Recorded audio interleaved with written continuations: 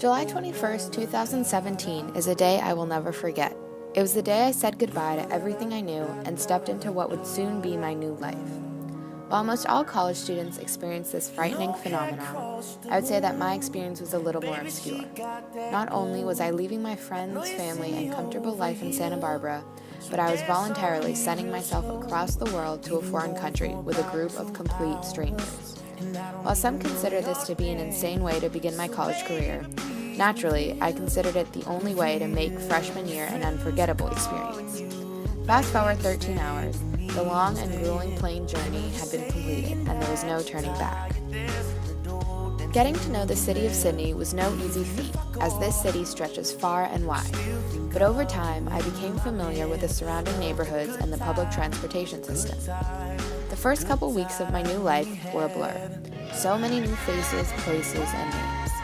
But there are a few distinct moments that I do remember. The Opera House and the Harbor Bridge were, of course, the first big outing my friends and I went on. Like any proper tourist, we took loads of pictures to commemorate the start of something new. The following weeks were filled with tons of day trips and fun activities. The Luna Park, Bondi Beach, sporting events, Watson's Bay, the Westfield Tower, and much more. Great memories and fun times were had, but most importantly, strong friendships were made.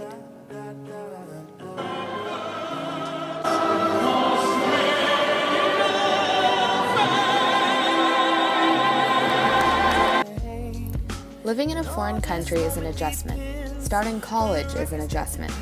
Starting college in a foreign country is a huge adjustment. The University of Sydney is located just a mere 10 to 15 minute walk from Urban Nest, our living accommodation.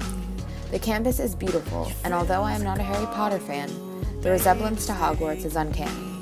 For the most part, my classes have been great, and I have enjoyed the experience of learning from a new and foreign perspective. While the courses are difficult, my friends and I have had some amazing opportunities to take a break from the schoolwork and more deeply explore the Southern Hemisphere. As the Nuin program, we took a day trip to the Featherdale Wildlife Park, and then onto the Blue Mountains. Prior to my time in Australia, my friends and I would always joke about me being able to touch a koala, but believe it or not, I was actually able to. And not only koalas for that matter, but kangaroos and wallabies too. It was wild, no pun intended. After that, we went to Scenic World, where we went on some unbelievable hikes, eye-opening cableway rides, and even got to ride down the steepest railway in the world. Another trip I was fortunate enough to take was the weekend excursion to Byron Bay. While the 5 of us were only there for a couple of days, this trip was like a journey to paradise.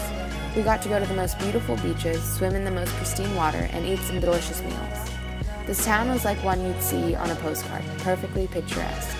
Coming home each day with sand in my hair was a great reminder of my own home, and was comforting to remember that I can find bits of home anywhere in the world.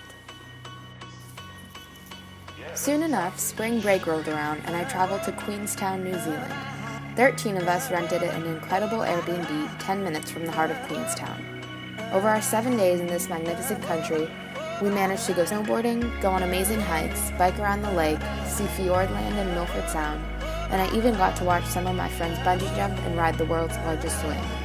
This trip was a once-in-a-lifetime experience. I learned what it truly entails to plan a trip from start to finish.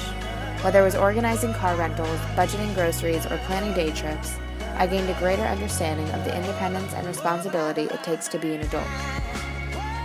Though my time in Australia has not yet come to an end, I can confidently say that this experience has changed me for the better.